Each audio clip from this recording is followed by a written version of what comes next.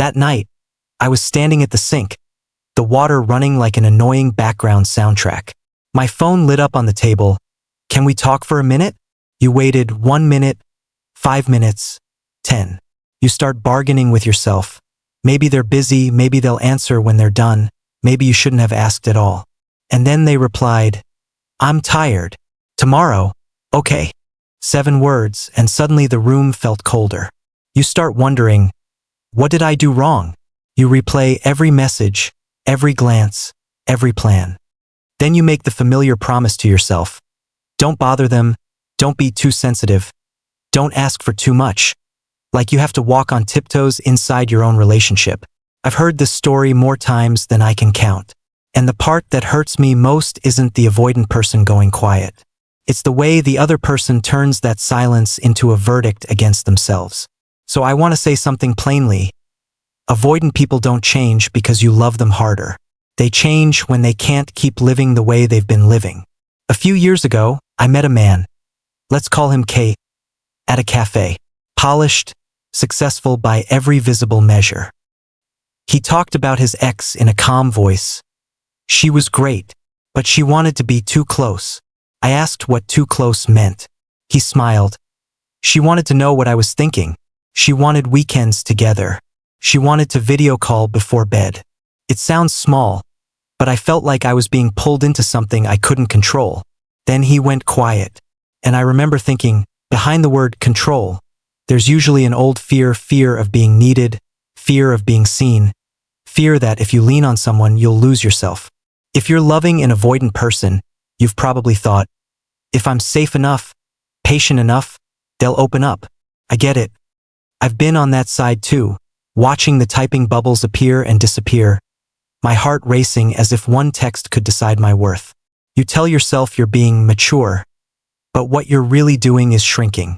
You learn to soften your needs into jokes, to ask permission for basic closeness, to feel guilty for wanting reassurance. And I did what so many people do.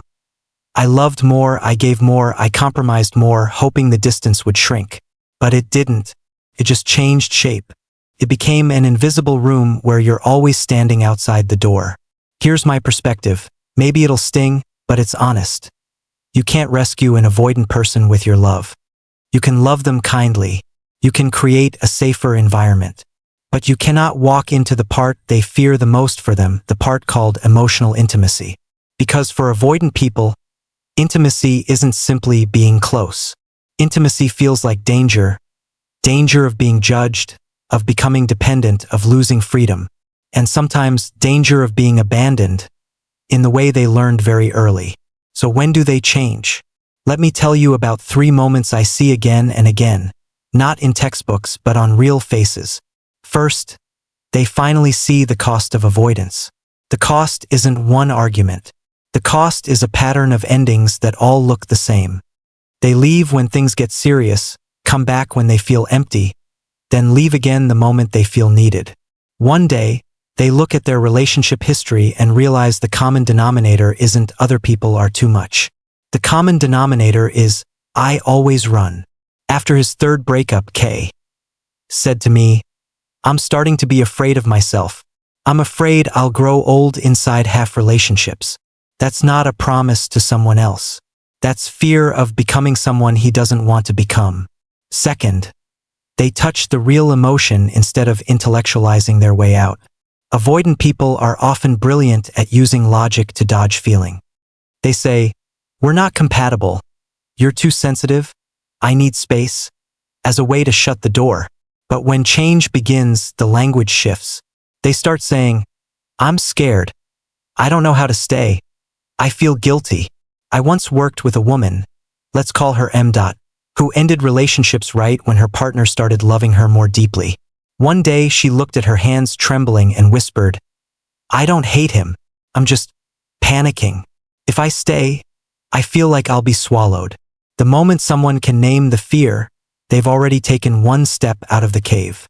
Third, they want to change for themselves, not for you. Many of us want to believe, if they love me enough, they'll be different. But if they change only to keep you, they'll slide back into old habits the moment they feel safe again. Lasting change usually arrives when they're exhausted by their own defenses, when they realize running is also a kind of prison. I still remember the night K described after a breakup.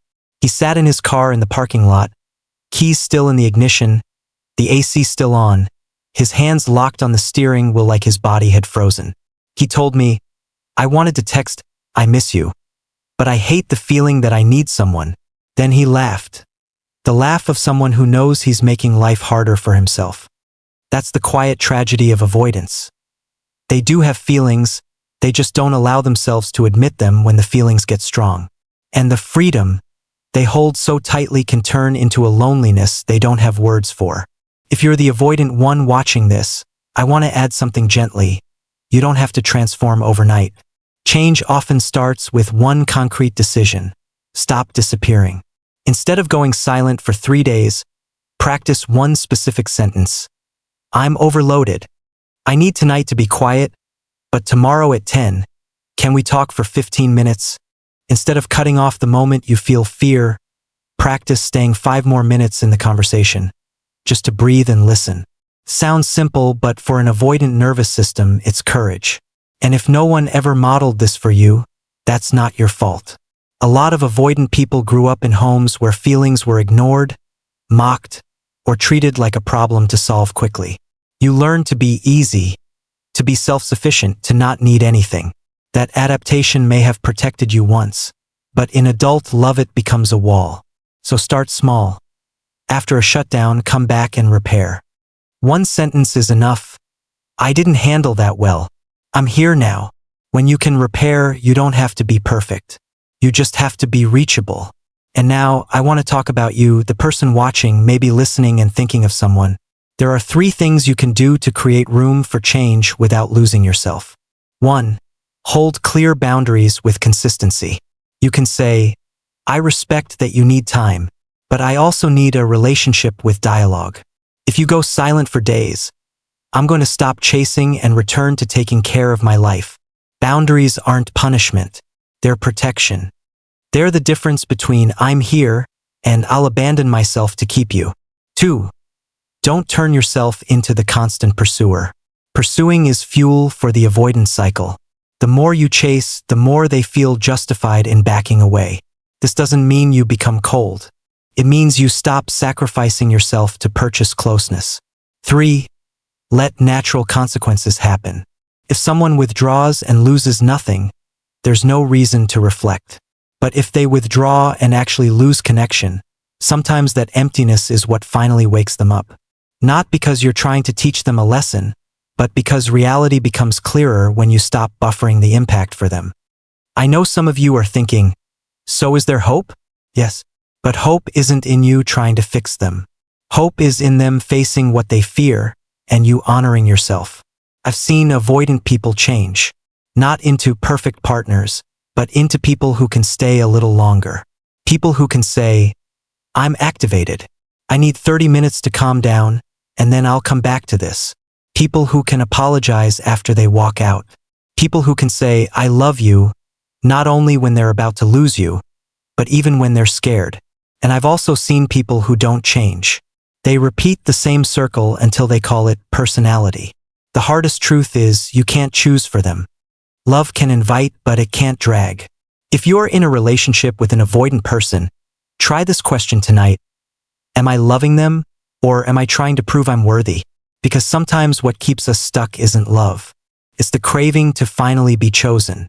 And that craving can make us mistake unpredictability for chemistry, distance for mystery, silence for depth. If that's you, you're not broken, you're just tired. A healthy relationship doesn't require you to shrink. It doesn't require you to walk on eggshells. It doesn't turn silence into a test. If you saw yourself in tonight's story, leave a comment. What exhausts you the most about loving an avoidant person? I read them because sometimes having your pain named correctly is the first moment you feel less alone. And if you want more stories like this, real, deep, and with a way forward, subscribe to the channel. And if this video helped you put words to something you've been carrying, share it with a friend who's quietly struggling too. Sometimes that's how healing starts, through one honest conversation. We'll move slowly, but we'll move in the right direction. And you won't have to walk it alone.